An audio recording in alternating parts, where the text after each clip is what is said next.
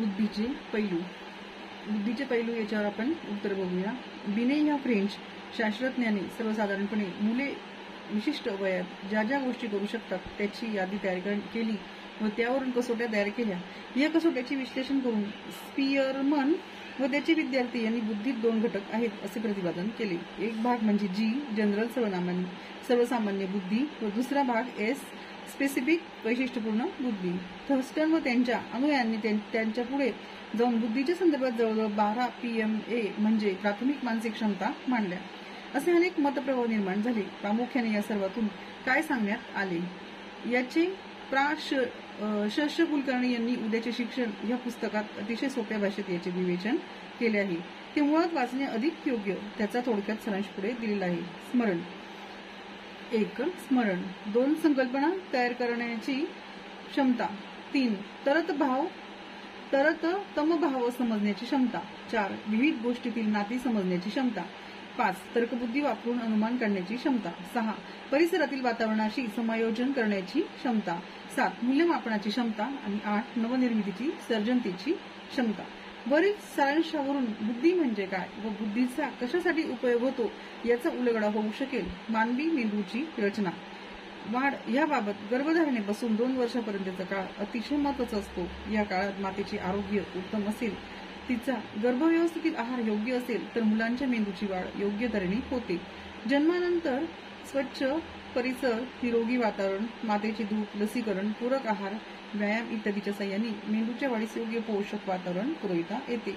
याच काळात अनेक विविध हालचाली, कारक विकास, संवेदना ह्या अनेक माध्यमातून बुद्धी ही विकसित होत असते. मूलभूत मानसिक प्रक्रियात अवधान, संवेदन, स्मरण, कल्पनाशक्ती, विचार प्रक्रिया याचा समावेश होतो. या प्रक्रियाच्या आविष्काराला संधी मिळाली तर बुद्धीचा विकास होत जातो. बुद्धी विकासात संवेदनाला खूप महत्व असते. ज्ञानेंद्रियाद्वारा आपल्याला वस्तूचे गुणधर्म कळतात. वस्तूचा आकार, रंग, चव, वास आदी संवेदना हे बुद्धी विकासाचे पहिले आविष्कार होत. अगदी तान्हेमूल दुधाची बाटली ओठाजवळ नेताना फारशा हालचाली करीत नाही, परंतु 6-7 महिन्याची मूल दुधाची बाटली लांबून दाखवली तर उसळ्या मारते. या विविध संवेदनामधूनच मुलाच्या जगाविषयीच्या अभिवृत्ती मते तयार होत असतात. स्मरण ही दुसरी प्रक्रिया अतिशय महत्वाचा कार्यभाग साधत असते. स्मरणशक्ती विकसित होण्यासाठी काही शास्त्रीय पद्धती वापरता येतात. वर्गीकरण करणे, माहिती तक्त्याच्या रूपात थोडी संक्षिप्त करून लक्षात ठेवणे, पाठांतर करणे, लिहून काढणे, परत उजळणी करणे इत्यादी अनेक पद्धतीने स्मरणशक्ती वाढविता येते. पुढे याबाबत उपक्रम सुचविले आहेत. कल्पनाशक्ती ही मानवी मनाला मिळालेली मोठी देणगी आहे. तिचा वापर करूनच मानवजातीने एवढी प्रगती साध्य केली आहे. वस्तू व घटनांचा अनुभव घेताना त्याच्या प्रतिमा आपल्या मनात तयार होत असतात. वस्तू प्रत्यक्षपणे पाहून तयार झालेल्या प्रतिमा आपल्याला वेगवेगळ्या प्रकारे एकत्र करता येतात. त्यातून नवनवीन कल्पनांची निर्मिती होते. सिंह मुलांना माहीत असतो. मानवी शरीर त्यांनी बघितलेले असते. त्यातून नरसिंहाची कल्पना येते. बालवाडमयात याचाच वापर करून उडणारा गालिचा, अदृश्य होणारा राक्षस वगैरे कल्पनाविलास मुले मनापासून स्वीकारतात. कल्पना प्रक्रियेला बुद्धी व अनुभव दोन्हीची आवश्यकता असते. 10 वर्षाचा अरुण विज्ञान कथा मोठ्या आवडीने वाचतो.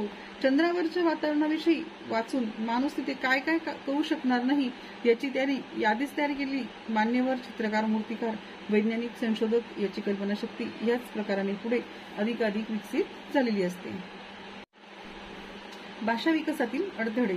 लहानपणी टार्झनचे पुस्तक ज्यांनी वाचले आहे त्यांना आठवत असेल की टार्झनला पक्ष्याची भाषा येई, पण माणसासारखे बोलता येत नसते. टार्झन फक्त आरोळ्या ठोकीत असे. याचाच अर्थ निव्वळ स्वर यंत्रणा असणे किंवा ऐकू येणे ह्यामुळे भाषा विकास होऊ शकतो हे ग्राह्य मानणे चुकीचे ठरते. भाषा ही बुद्धिविकासाबरोबर कारक विकासाबरोबर विकसित होणारी, ध्वनीच्या अनुकरणाने साध्य होणारी असते. आवाज, उच्चार याचा आदर्श समोर असेल तर मुलांचा भाषा विकास उत्तम होतो. शिवाय बुद्धीची जोड हवीच. टार्झन समोर जंगलात असा मानवी आदर्श नव्हता म्हणून माणूस असूनही त्याचा भाषा विकास झालेला नव्हता. उलट निरीक्षण व अनुकरण या साह्याने तो पशुपक्ष्यांशी संपर्क साधत असे.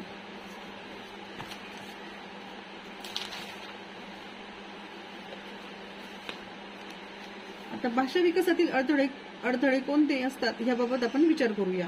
1. लहान वयात आजार. लहान वयात जर गंभीर आजार झाले तर त्याचा परिणाम विकासावर होऊ शकतो. आजारामुळे मुलं दवाखान्यात किंवा घरात एकटे राहते. वयस्क मित्रापासून दूर असते, त्यामुळे बोलणाऱ्या व्यक्तीच्या संपर्कात मूल येत नाही. काही आजारात खूप ताप येतो व त्याचा परिणाम कानाच्या पडद्यावर अथवा जिभेवर होतो. जिभेचा पक्षाघात होऊ शकतो. श्रवणशक्ती कमी होते. काही वेळा बाळातपणात डोक्याला चिमटा लावून बाळातपण करावे लागते. त्यात मेंदूला धक्का बसतो. त्याचा परिणाम श्रवणशक्तीवर होतो. पर्यायाने मुलांना ध्वनी ऐकू येत नाही. ध्वनी ऐकू न आल्याने अनुकरण केले जात नाही व भाषा विकास साध्य होत नाही. 2. आपण घटक 19 मध्ये कर्णबधिरत्वासंबंधी कारणे बघितली होती.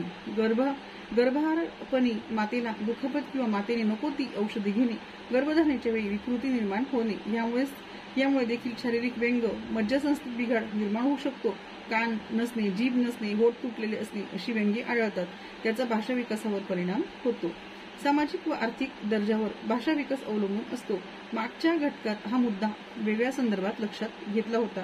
त्यामुळे उच्च व मध्यमवर्गीय मुलांचा भाषा विकास निम्नवर्गीय मुलापेक्षा झपाट्याने होतो असे आढळून आले आहे. वाचायला पुस्तके सातत्याने आदर्श समोर असणे, आजी आजोबा गोष्टी सांगायला शिक्षित आई वडील यांचा त्यांना फायदा मिळतो. निम्नवर्गीय पालक कामानिमित्त सतत बाहेर, समोर आदर्श नाहीत. वाचायला काही मिळू शकत नाही. यामुळे हा फरक होत असतो. मुलांचे व पूर्ण कुटुंबाचे परस्पर संबंध जेवढे घनिष्ठ जिव्हाळ्याचे असतील तेवढे भाषा विकासासाठी उत्तम. ज्या घरात मुलांचा हा विकास मर्यादित असतो, जिथे मुलं दुर्लक्षिलेले अथवा नाकारलेले असते, तिथे योग्य विकास होत नाही. अशा प्रकारे हे भाषा विकासाचे अडथळे होते. हा प्रश्न दरवर्षी पेपरमध्ये येतोच. मे जून मध्ये. कारक क्षमता म्हणजे काय आणि कारक विकासाची वैशिष्ट्ये IMP प्रश्न आहे. तर बघू याचं उत्तर. कारक क्षमता म्हणजे काय, तर शरीरातील स्नायू व नसा यांच्या क्रियेतील समन्वयामुळे ज्या शरीराच्या विविध हालचाली होतात त्याला कारक क्षमता म्हणता येईल. कारक विकासाची वैशिष्ट्ये. प्रत्येक मुलामध्ये कारक विकास कमी जास्त असू शकतो. लहानपणी एखादे मूल 8-9 महिन्यात चालू लागते तर दुसरे एखादे मूल चालविण्याकरता दुसरे वर्षही घेते. तसेच 6 ते 12 या वयोगटातील एखादे 6 वर्षाचे मूल उत्तम पोहू शकते व सायकल चालवू शकते, तर दुसरा एखाद्या 8 वर्षाचा मुलगाही सायकल चालवू शकत नाही किंवा दोरीवरच्या उड्या मारू शकत नाही. पण याचा अर्थ असा नव्हे की ही मुले 12-13 वर्षाची झाल्यानंतर त्यांना सायकल चालवणे वा पोहणे आदी क्रिया करता येणार नाहीत.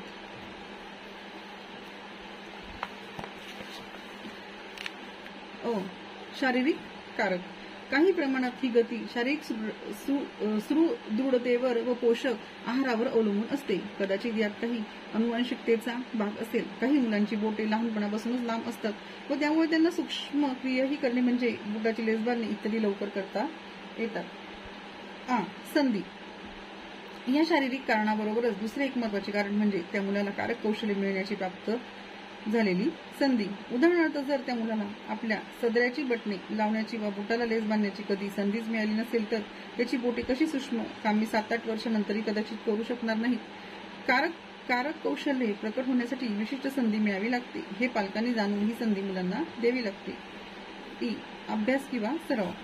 बऱ्याच वेळा मुलांची शारीरिक वाढ झालेली असेल व जरी त्याला क्वचित संधी मिळाली एखाद्या कौशल्याचा सराव करायला, अभ्यास करायला मिळाला तर ती कौशल्य विकसित करता येत नाही. किंबहुना बऱ्याच वेळा अधिक सराव मिळाला नसल्यामुळे अशा मुलाला उगीच वाटते की आपल्याला ते काम जमणार नाही. 8-10 वर्षाच्या काही मुलांनाही जेव्हा आपल्याला पोहता येणार नाही किंवा सायकल चालवता येणार नाही असे वाटते तेव्हा त्यांचे कारण एक तर त्यांना अशी संधी मिळाली नसते किंवा संधी मिळाल्यानंतरही त्यांचा अभ्यास करण्यासाठी आवश्यक ते प्रोत्साहन मिळालेले नसते. कारक कौशल्याचा विकास.